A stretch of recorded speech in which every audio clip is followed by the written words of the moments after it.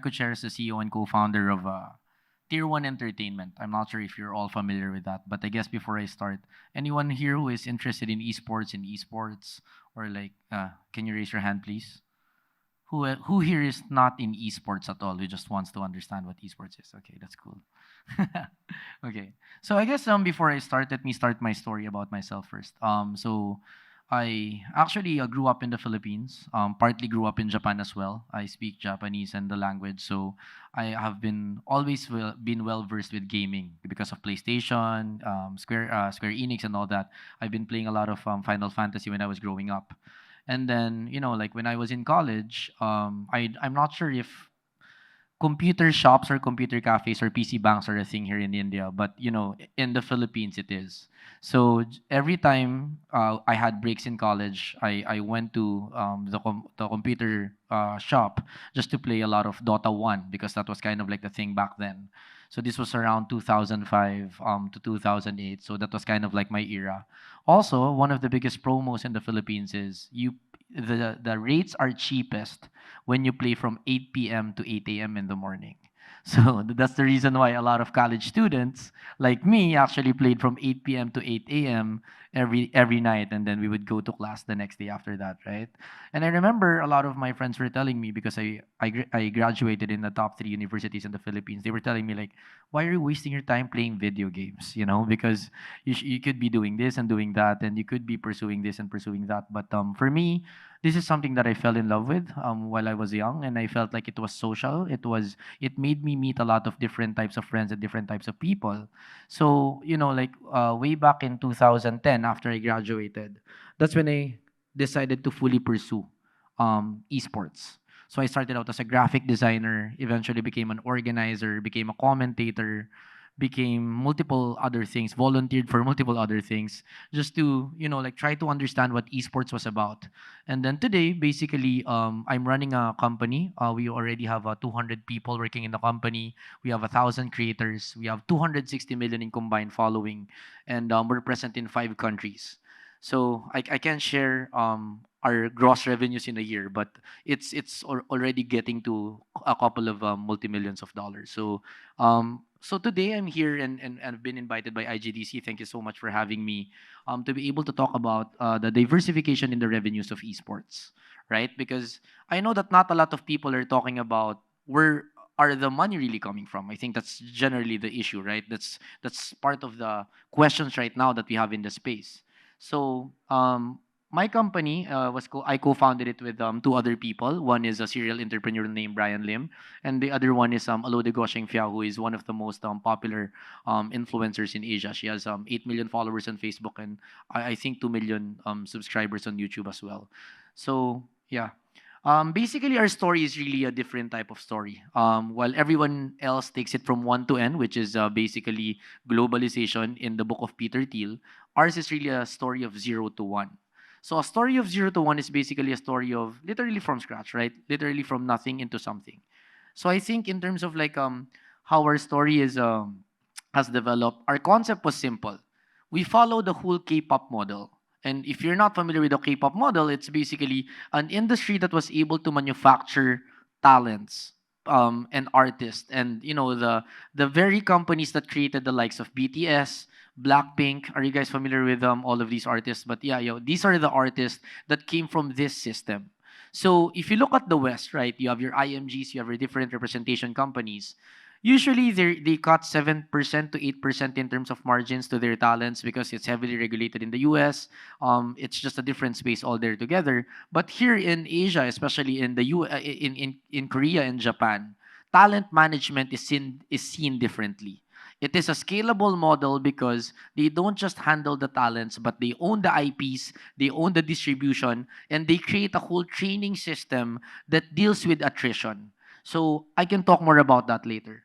So initially, when we first put up a talent management in esports back in 2017, people were like, "Why are you putting up a talent management in gaming and esports when there are no opportunities in the space?" Right? Like it doesn't make sense. But for us, we thought as a former shoutcaster myself, and with Aloda being one of the bigger influencers in the space, we understood that there was a lot of money to be made. It just needs support and infrastructure that needs to be created so that all of these kids and talents who want to pursue gaming full time can be able to unlock new doors. So the initial believers were those people. Actually, Bianca right here is with us as well. She's one of our influencers, and eventually those initial believers who were part of like our small circle of friends and people in the community became investors. So we have Bitcraft, one of the biggest esports focused and gaming focused venture capitalist group, as one of our seed investments. We also had Atlas from Singapore. We have Gobi from Hong Kong and the Philippines. We have Octava from Singapore, Kayak from Japan, and we even have Warner Music Group as part of our cap table. Actually, last December, we just closed our Series A. We are now also joined by a Web3 investment firm called Mirana and Play Ventures, who is also one of the bigger gaming-focused investment firms in the world.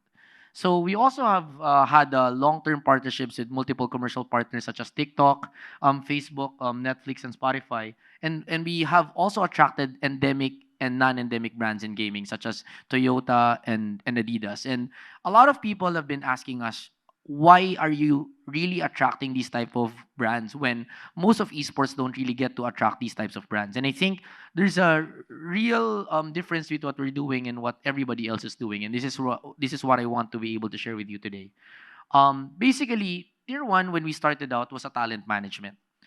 I wanted to be in esports, and just like eating any great main dish or a steak probably, right? You need to eat the vegetables first before you get to the steak. You need to be able to do what you need to do to be able to get to the main dish. And for us, it was really the creator ecosystem, because the creator ecosystem is what brought the organic traction both to brands and the community.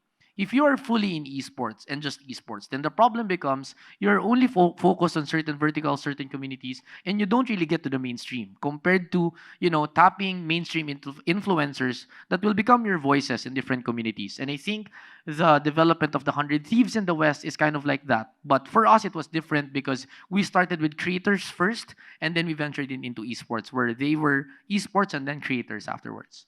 So today, we've created multiple products. We are in the intersection of media properties, esports, and creators, and now we're actually in Web3 and retail. So these are some of the products that we've created. We have Tier 1 Entertainment as the umbrella company. Basically, you can look at the counterparts such as YG, JYP, Big Hit, and SM Entertainment, and this is basically the comparison. We've created two main products. Tier 1 Talents, as we call it, which are our biggest influencers, that ranges from 5 million to 10 million in following, basically. We have Blacklist International, which is a team that we 100% own. That's the counterpart of Blackpink, BTS, and whatnot.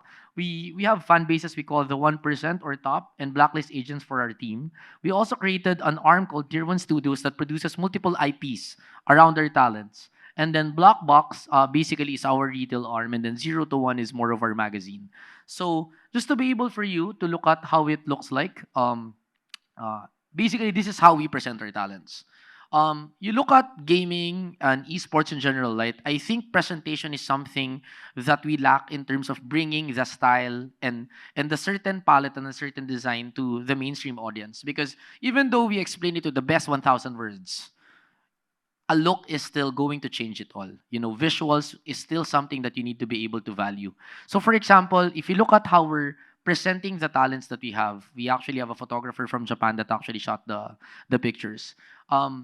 This is something that we want to be able to present what esports and gaming is. Because if we present them as celebrities, if we present them in a way that's different from the traditional certain perception of what gaming was, then the notion of gaming is truly different today can be true in their eyes. And I think that's very, very valuable. So, for example, these are some of the other photos that we have for something we call the Prodigy program, which is basically the level below the Tier 1 talent. So, we have a full infrastructure that we've created where you start as an Amplify Academy student, you then become an Amplify creator, and then you become a Prodigy, and then eventually a Tier 1 talent. So, out of the 1,000 creators that we have, all of them goes through that infrastructure so that they will become the biggest stars of the next generation through that infrastructure that we've created. So, basically for the next one, we've created shows. And I think shows is very important because talking about revenues, right? Whatever your split is, if you're a talent management, may it be 20%, 7%, 30%, at the end of the day, you can't get more than 50% of their revenues because it's their IP, it's their hours, it's their name. So if you wrap around media properties around these influencers, then the conversation becomes different because this is something that the company fully owns. This doesn't just supply them with a schedule. This doesn't just supply them with a consistent content that they can create. This also creates a new vertical for all of the brands that are looking for something. So for example, if a brand is somewhat of like a food brand or like a mommy brand, then the intersection between those brands and your creator might not be there. But if you create a cooking show, then it becomes more of a fit kind of like vertical towards the commercial partners that you have. So I think being able to produce media properties doesn't just give you a better flexibility on creating the right verticals with your clients.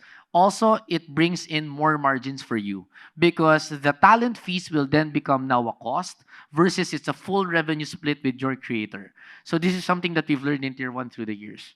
So yeah, I think going next is basically these are some of the shows that we've created and some of the people that are part of it. So one of our biggest tentpole show that we have is called The Gaming House. So if you are familiar with the Big Brother as a reality show concept, we produced that with one of the biggest TV shows in the TV stations in the Philippines. So what we did is we put in the aspiring gamers in one house. After 3 months, there will be a winner, and then the winner then becomes the next Tier 1 talent. Why this is important for us is because one, it gets us mainstream attention because obviously Big Brother is an easier palatable kind of like content versus esports per se. So we're doing both things. We have an esports arm, but we're still trying to do more things for the mainstream so that people understand what's happening here. Because I think generally the question that we need to answer is what is esports? At the end of the day, if all of the people in the room here understands esports, a lot of the people who are running the brands, who are running the different companies, still don't know what it is. So I think these types of like more mainstream type of gaming content is still important to be made. As you go next, of course, esports is still about authenticity. You can go mainstream, you can go, like wide in terms of awareness, but you need to be authentic at the same time. And I think this is where Blacklist International comes in. So for Blacklist International, this is our 100% fully owned team. We've won multiple championships with here already. So I think there is a very similar market with India and the emerging markets such as Southeast Asia because mobile is booming a lot. And I think what mobile will bring to the table in terms of commercialization is it will exponentially grow your audience to probably like 10x because not a lot of people who have PCs will probably play the mobile games, but not a lot of people who have mobile phones will will be playing the PC games. So I think the sentiment has always been what's the conversion between PC to mobile? But I don't think that's the case. The case is the mobile world is opening up a new audience. It can be your security guard, it can be, anyone for that matter who will be playing mobile games today and tomorrow. So I think that's what happened with the emerging markets and right now for example, when I was a commentator in Dota 2, the biggest concurrent viewers was 25,000 people watching Dota. But today, we have 1 million concurrent users for Mobile Legends, just in the Philippines. And peak viewership for Southeast Asia is 3 million. While for Free Fire, it's 5 million. And I heard from the friend of mine here that there's a 100 million monthly active users for BGMA, which is the PUBG mobile counterpart, right? So I think the potential of mobile is really strong because it will unlock the numbers that will really command the attention of the mainstream brands, right? And the people who have been looking to tap Gen Zs and millennials. So I think you need to be able to capitalize on that revolution and to capitalize on that shift from PC to mobile because this is not happening in a lot of markets. It's not happening in Europe. It's not happening in the US. It's only happening in India, in Korea partly, and in Southeast Asia. So I think this is the story that we need to be able to tell our investors, our commercial partners, and others, while still recognizing that PC is still going to be there as a different community. We can move forward. So as proof to that, right? I mean, I've been talking about a lot of subjective things and stories, but let's talk about numbers. what has Blacklist produced in terms of the world esports landscape, right? Today, actually in 2021, Blacklist was the seventh most watched esports team in the world. So imagine a company that is based in Southeast Asia who technically has less capital than the US and Europe, and I'm sure like people here understands that not having the same capital as them, right? But we were able to compete against the best of the best. You have Navi there, you have T1, you have RRQ, EVOS, and whatnot. And if you can see, most of the teams there are actually from the mobile space already. You have RRQ, EVOS, and us. Three are already mobile-centered teams compared to the PC-centered teams like the number one team, Navi, T1, and Cloud9 and Gen G. So I feel like the potential of mobile is really the mass audience that you can attract versus the PC space before. And if you can look at the numbers here, this wasn't gathered based on social media following or because we have the most popular influencer and whatnot. This was measured based on people who watch your games. And I truly believe that esports popularity is truly measured when people watch your games. Because even if you have the most popular influencers, you'll get all the clout, you'll get all the stories and whatnot. If your team is not substantially good, then nobody will care. Because we've seen teams like this in Southeast Asia where we have the most popular influencer promoting the team, but nobody actually cares about the team. So it's just more of the influencer type of content that is created around the team. And I think that's not truly esports. So at least with us, we were able to have both where you have creators who are popular in the gaming space and you have esports, an esports team that's as competitive as everybody else. Okay, so that has resulted to multiple championships as well for us, where we've won the Malaysia Cambodia Philippine Championship for Free Fire. We've won two local championships in MLBB. Yes, please next. We also won a world championship in COD Mobile and MLBB. So those are the two world championships that we've won outside of Free Fire. And I think the secret to that is really being able to one, manage egos, and then number two, being able to be the actual management. Because I feel like in esports, the problem sometimes is the kids become the managers to the management because they are more popular, they have more money, they want to leave, and they want to be poached by another team and all that. And sometimes you let those kids dictate the politics in the room. But at the end of the day, like if we let kids become the adults in the room, then why are we the adults in the room, right? So I think being able to be the managers of these players is something that needs to be thought about. Whether it's a superstar player that wants to leave because they don't want to follow your rules or at least what you want to be able to do as a direction, then be it, right? Because what's the point of having all the thinking people in the room, all the management experience and the wisdom that you have, if you can't have a single kid, like managed by your team, right? So I think this is something that has been addressed by our management, and because of that, all of these superstar players who have left us, they were all beaten by the team that we've created because of the structure and the team that we have, right? So beyond that, we actually won the SEA Games Championship. So I truly believe that one day esports is going to be part of the Olympics. So I think this is a good start because in the Southeast Asian Games, mobile esports is already a part of it, and we won gold medal in behalf of the Philippines. Next to that is basically telling stories. I think in esports, yes, winning is important, but telling your stories about winning, or at least your intent to win, is also important. So just to give you an idea, we traded for two of the biggest superstars in the MLBB space. Not as if you care, but I just want to be able to share this story. I know that you're not as savvy when it comes to MLBB, but this is more of a story about a certain storyline, right? So we traded for those two superstars. After that, we won two consecutive championships. Then eventually we won the world championship. But the foresight that we saw was if we kept on winning and winning and winning, then we will become the villain of the space because everybody wants to see someone up going down, right? And another problem is that if we keep on winning, then maybe all of the other teams become undervalued. So as part of the franchise league, as part of that ecosystem of esports, what we thought about was we had them rest. We needed them to rest so that we can put up, that Michael Jordan story of they leave, somebody else wins, they come back, then what will happen next, right? So this is something that if you don't have the stance of you are the management and you are the ones leading the right direction for your players, then no player would agree to that, right? But because we have that dynamic and we were able to have their trust because of the management that we've done, then they were able to rest and really us committing this story full on.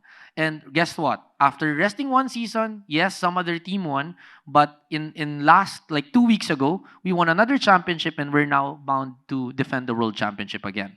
So that is quite a story in media, in the player side, and in the operational side that, this is something that people resonate to because that comeback story of Michael Jordan is still one of the best stories that we've ever heard in sports. So this is something that we've done for Blacklist. Another thing is, I know that acceptance is key in esports, and thus one of the things that we push for the first 4-year esports course to have to be done in the Philippines together with one of the universities called Lyceum. So I understand that the notion that esports and all its negativity is something that we all want to fight. But the fact of the matter is, the negativities are true. A lot of kids didn't really finish college because of it. A lot of people who have didn't really put focus on studies because of it, right? So I think that needs to be one acknowledged and second needs to be fixed.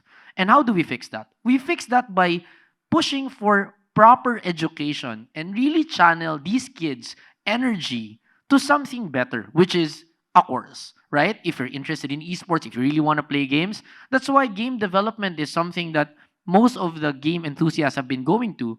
But let's face it, not all esports players or gamers are good programmers or designers.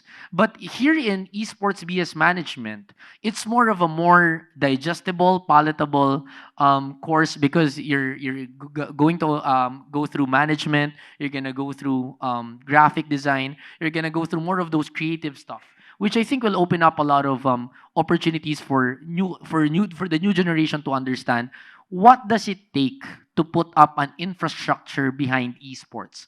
What will the people behind the space do in the new ecosystem that esports of the future will be in a way, right? So I think pushing for the education side is something that we all need to think about because if you have academic acceptance, then you have parental acceptance. And when you have parental acceptance, then every single gamer will then be free to pursue their dreams. Because I'm here, I've done most of the things that I mentioned without parental support. So imagine what more can a person with parental support and academic support can do in the future. So that's it for the esports course. So let's talk about the specifics. What are the revenue streams for esports? Let's start with the sponsorships. I think for the sponsorship side, yes, we've just a case study for Tier 1, we did 244 deals in 2021.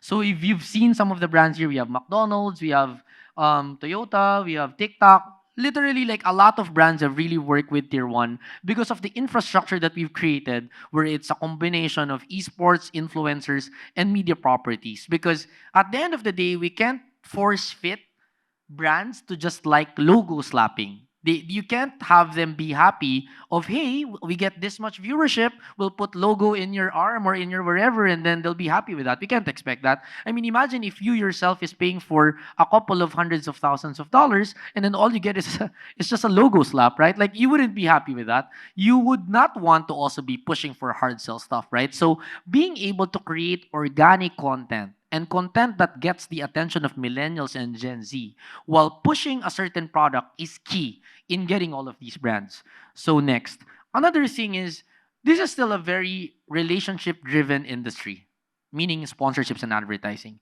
And this means that you need to be able to have the right candor, have the right professionalism, and have the right infrastructure to be able to deliver deals. Because sometimes the biggest problems with advertising, especially in esports, is that the promise is always worse than the delivery. This is really true. We're selling everything. Everything looks good in the beginning. And then once we're starting to fulfill the deliverables, then the player A is not available. The player B is not available. This person is sick, or, like this creator is sad, or these are things that are kind of like real that's happening in esports. So I feel like being able to push for professionalism in the space needs to start with the organization. The organization needs to have the best salespeople. It needs to be able to have the team that is capable of fulfilling the deliverables that you promised. Because one word that gets out there in terms of you're not as good in terms of fulfilling the products or your services, then that will affect this small circle of advertisers. And as proof to that, go back. As proof to that, we've worked with long-term partners such as Unilever, McDonald's, Mountain Dew, Lazada, all of these. Some we started working with in 2017. Some we work in 2018 and 2019. And we kept most of them because we've kept that professionalism. And sometimes when we can't deliver, sometimes we less the charge. Or sometimes, like we add some deliverables. This is something that needs to be understood, and where as long as we create win-win situations with both brands, then it's going to be a long-term thing. So I think the lesson here is one, make sure that you have a professional infrastructure capable of selling and delivering. Number two, you need to have the proper content that comes with the delivery. And number three, you need to be able to create win-win situations. And number four, you need to create long-term partnerships. Next. So for the merchandise side, basically for the merchandise side, please cut this in my vlog because I can say this, but yeah, but we are expecting $300,000 in sales for our blacklist jerseys in just a year. So imagine our jerseys are just worth $20, and we were able to sell $300,000. So imagine what amount of volume are we pushing in just the Philippines as a market. So imagine in India with 100 million people with monthly active users, the real opportunity is merchandise. And why merchandise? Because I understand that most of the people in gaming are still Gen Zs and millennials. So not a lot of brands will really commit to a lot of budget because they don't see that there is buying power there. It's mostly about awareness. It's mostly about potential. But merchandise is what will get your brand direct to your customer in such a way that when they're already shelling something out of their pocket to purchase the brand and the story and the players that you've developed, then that means you've truly created a valuable brand. And I think also this is a good testament to how valuable your brand is. Because for all you know, you're charging $200,000 for a certain campaign when you can't even sell 10 jerseys. Then that's a problem, because if you as an organization can't sell anything to your own market, then how can you expect for these advertisers to be able to sell their brand to them, right? So in a way, this one builds a case study. Second, it gets you direct to your market. And third, it unlocks your community to be able to support your endeavors directly to you without having that advertiser in the middle. So next. But of course, the merchandise challenge is always about a challenge of R&D, right? How do you create an infrastructure of research and development capable of creating multiple products that will go against the retail arms of the world, like your Supreme, your Adidas, and whatnot? And the answer that we have here is collaborations. Obviously, we won't be getting the best, like designers in our company because we're a gaming company. Obviously, we might not be able to build the same credibility in art that the artists have. So we need to be able to unlock the power of collaboration. And the power of collaboration is the power of royalties. So we need to be able to give these designers the royalties that they deserve so that we can unlock their design, their credibility, their name, and open a new audience and a new door for the merchandise that you've created. So for example, for this one specifically, on the left, that red one is created by the person that made that toy, Quicks. So he's a world legend, also a partner of Adidas. He created that toy called Tech 63, and he was the one who designed the red jersey. On the right was a partner with the artist who created that painting at the top of him on the left. So that colorful painting at the top of that red couch was designed by Egg Fiasco, and that's the design on the right. You can go next, please. So basically, these are the two designs that we've created. So this is the Blacklist jersey. This is Egg Fiasco and the Quicks jersey that we've created together with our creative team. I'm actually included in that process as well, so we're very proud of this. And then next. So yes. So Of course, last but not the least, you have advertising, which is the B2B play. You have merchandise, which is a B2C play. But I think the last but not the least that I want to be able to share is the franchise league revenue. You can go next. Okay. Before I start with this, who is familiar with the Overwatch League? Can you raise your hands? Okay. So, I mean, some of you know this, or some of you may not know this, but the Overwatch League asked for $25 million, I believe, in franchise fee to get in. And there was a lot of problem because, like the traction, the viewership, and everything didn't follow, the revenues didn't follow, and all that. And a lot of people, because of that, has seen the franchise league model as somewhat of a broken model. But I don't think that first it's the end to its story, because they're launching Overwatch 2. For all you know, they figure it out. We don't know. If they don't, then it's a challenge that they have to fix. But the second point is there are actually working models that have worked for the franchise league. One is obviously the NBA. The second is you look at sorry, please come back. Come back to the last slide. Yes. So the other one is the LCK and the LCS in the states of League of Legends. And what's the secret sauce to a franchise league? Why is it important for esports franchises like us? It's because of the first thing here. It's fixed schedules. Because imagine if you're trying to commit on a bigger basket size, on a bigger commercial deal for 1 year with the likes of Toyota or BMW or Mercedes Benz or whatever brand. Then the question becomes, when will my deliverables come out? How many activities will they join? And then if you don't have a franchise league, the problem becomes you will then join multiple qualifiers, but if you don't qualify, then they don't have an exposure.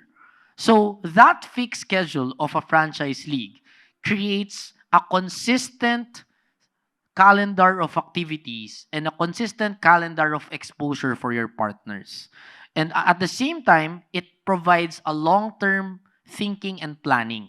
Because imagine if you have a marketing team planning for the next major for Dota, and then they don't qualify in the Worlds, then they will be just sitting and resting because they're not part of it. Or even the players, right? Or maybe you'll have to disband because they weren't able to qualify. The same thing with CSGO, the same with the other games that are there that don't have the same fixed and consistent schedule. So I'm not saying that this is the only and best model available in esports. What I'm just saying is that in terms of commercialization, having a fixed schedule fixes a lot of things for the commercialization of esports. One. Second, the advertising in terms of the revenues from the league itself. So how the franchise league model of the MLBB is structured is the league is sold on the top level. And all the revenues from that franchise league is then shared to the multiple owners of the league. So yes, you have a higher buy-in, but you get that fixed revenues that you can forecast and expect in the next years, which is also good for a startup or any PE or VC-backed company because now your returns are actually measurable, right? So I think that is also a very important aspect. And the third, and the last but not the least is team-branded in-game items. So there's this one in-game item that we actually cut this also that we actually so I'm only going to share this in this room, but we were able to get $100,000 for that in-game skin just for us, just for our side for Blacklist. So imagine if we convince game publishers to actually create team branded in-game items and we sell it to our market directly who are naturally digitally native, then the conversion becomes one so much easier. Then the revenues can then go back without the R&D problem of the merch, without the logistical problem of the merch, because they're already inside the games. So if you can convince them to buy an in-game item branded, your team, then it becomes so much easier for you on a revenue level. And at the same time, the publisher will earn from it as well. So I think this is an important aspect of the revenue sharing that needs to happen in multiple franchise leagues going forward, but it's been happening in MLBB. So in terms of last but not the least is that, however, even if you commit into a franchise league, if you don't have the machinery of commercialization, if you don't have the machinery of marketing, if you don't have the machinery of being able to manage a team then it's not for you yet. Because I truly feel that the franchise league is the final cycle to an esports model. It starts with multiple qualifiers, then it will become third party organizers, then it will become publisher owned organized events, then it then will become a franchise league when you have multiple stakeholders working on one ecosystem. So, like I think this model can only happen one if you are continuously conversing with your publishers because they need to be able to invest in that with you. And then second, you need to have multiple organizations in esports talking to each other, talking about innovation, and talking about getting to the franchise league model together. So I think those are the things that I can share on the franchise league side. Last but not the least, events. So yeah, next. So this next, please. Final slide. So this is my final slide. So basically for this event, this was a launch of our skin and the launch of our roster when we went back before the season started for MLBB. And why am I sharing this? I think in the past 3 years, we've entered into one of the most unique things that happened in the world. Obviously, not it's generally not good, but I think looking at the good side, right? There is an opportunity to be made because when the world is shifting, the wealth is shifting as well and the attention is shifting.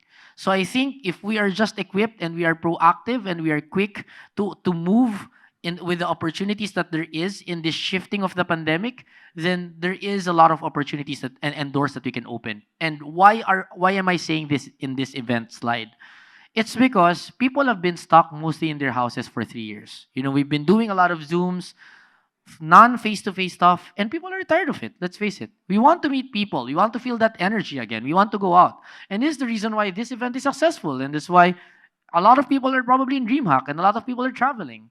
Because in this day and age, post pandemic, I truly believe that the products of esports teams needs to be a mix of OOH, out of home, meaning billboards, like out of home, physical ads, events, and digital.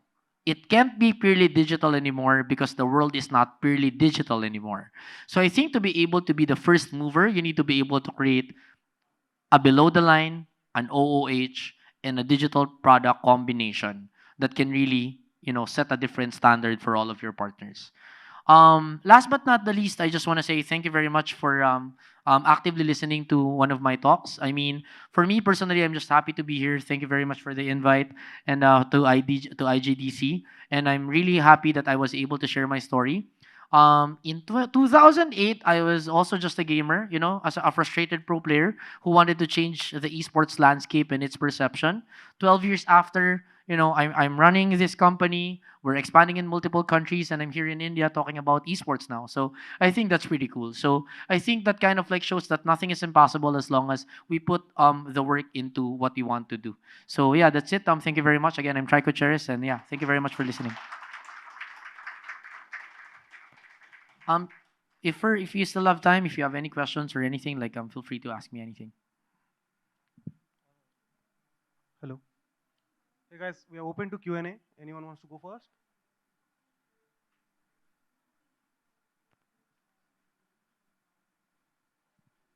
I think there's one on that area.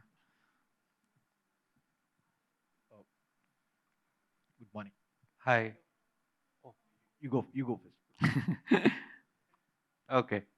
Thank you so much for that talk. It was really informative. You were talking about franchising in MLBB, and my question for you was, you mentioned that of course there's a higher buy-in, but the revenue trickles down. Could you just tell me about, one of your pointers was revenue. So I didn't understand how in a franchise league there is obviously there is brand partnership revenue and all of that and merch revenue, but how is it good for the ecosystem of the game in terms of revenue? In terms of game, No, how, I mean, if you enter a franchise league, how, other than brand partnerships and merch and the publisher also contributing financially to the ecosystem, like in Valorant, how is it how, what are the revenue prospects for tier 2 teams in that ecosystem? tier two. Yeah, like the newer teams that are in another level or something like that. I got it. So I think generally, the way the franchise league of MLBB team is structured is quite different. I'm not sure if it's the same case with the other leagues, but basically among the 8 teams, you have a revenue share for 1 to 8, but the share gets smaller depending on the placement. So the higher it is that you win, then you'll get a bigger share of the advertising revenue share. So in a way, that's their way of incentivizing winning. But I think there's enough revenues to be made at the bottom. In terms of getting the returns from that end, I think that's the reason why you really need to be able to put up an investment on the marketing, commercialization, and the management side. Because I don't think you need to be able to purely win to be able to commercialize your story. Because, for example, you work with one soap brand, and then there are probably more than 8 soaps in the world, right?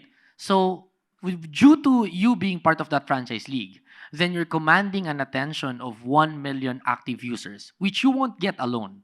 So, because it has a consistent schedule that happens on a weekly basis, right? Now, that traction you can sell commercially to the 8 soaps, and probably each of you will have 1 soap each because because they want to get into that market. And beyond that, that's just your own because the league doesn't cut any revenues from your own commercialization. But the other part is the league sells the IP at the top, which means the IP revenues is then shared across the different owners of the team. So the revenue split from ad revenue is split based on your performance? Yes. Okay. In the case of MLBB, yes. In the But case I'm of MLB. yeah, but I'm not sure with other franchise league. With the other franchise league, there are some that are not that like that. There are some that are not like sometimes it's even share. Okay. So winning the game gets you a prize money, but it also depends. It also affects how much you get from ad revenue. And the beauty about that is the prize pool is that's what the players are looking at. The management is looking at that back end advertising rev share. Because you don't have to share that to the players anymore, right? That Right. goes straight to the Right, management. right. Thank you. Yep. Morning. Welcome to India, first of all. Hello. My question is not about the technicality of the esports. Also, I would like to know about how big you became in the Philippines, and what was the journey, how long it became to get to that market capital, Okay. and how big you think India is right now, and comparing to the your scenario and to the world, like where we are standing right now. I got it. So I think to be able to answer that is I can share my story. Basically when I co-founded a company with my co-founders in 2017, we started out with 8 people in a seed round of 2 VC firms. So when we entered into that, basically we got a lot of traction. I think the initial year we were able to close like around only like $300,000 on the first year. The year after that, it's $800,000, and then the year after that, it became $4 or $5 million in terms of gross revenues. So that's kind of like the growth that we got because there was a network effect when it comes to the creator side. Meaning, as you get more creators, then you get more creators, you get more brands. As you get more brands, you get more creators, right? And then the esports teams gets you the margins and gets the attention and authenticity. So in a way, this whole 5 year, if I can summarize it, year one was talent management. Year two was still talent management. Year three was creating media properties and esports. Year four was the pandemic. So year five was last year. So with year five, we were able to enter into other markets already. So we're now in Japan, Myanmar, Malaysia, Vietnam, and the Philippines. So the thinking was simple. You start with talent management, you have a pool of creators. The problem is with the $3 million gross revenues, you're only getting 20 to 30%. How do you increase the gross margins, right? So, of course, you need to create media properties or esports. And then the problem becomes okay, we don't have enough inventory. We need to expand into other markets. We started with Malaysia and then Myanmar. Why? Because they both speak English. It was easier for us to get there, right? And then eventually, the market wasn't enough again. Then we wanted to go to Vietnam and Japan. Why Japan? Because we wanted to get into the whole of Southeast Asia, but you're looking at Thailand, you're looking at all of the other countries, and the problem becomes it's the same resources, it's the same challenges. So we would rather want to unlock a new region altogether. So that was kind of like the thinking behind it. Good morning, sir. I would ask, like, as you were a ex-pro player, like as a college perspective, what should a student should do, like a 17 or 18-year-old college student should do if he wants to go and pursue esports, proper esports, and like go to like professional level, fantasy league, tier one teams, like what he should do after college? After college? Yep. Um, I think generally, like after college, if you really want to pursue full-time esports career, I think that's the opportunity is really on the game ranking, because being part of former esports organizations and like organizations in esports, they usually look at the rankings. That's really true, because obviously if you have a five-man team, you won't be able to pay five people with six-digit or seven-digit salaries, right? There needs to be some people who are fairly new and some who are veterans, right? So in a way, we always look at the top 100 in terms of that list. If you want to become a full-time pro player like that, I think that's really the trueness to it, because I know that a lot of people will say that rankings don't mean the same way. That's not the main interpretation of your skill, but it needs to start somewhere, right? That is the data that proves that you have the mechanical capabilities. Obviously, there will be more than mechanical capabilities, but I think that's just additional value.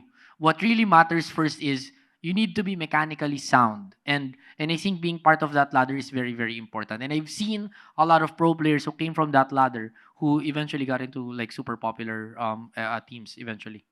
So that's my advice. Thank you, sir.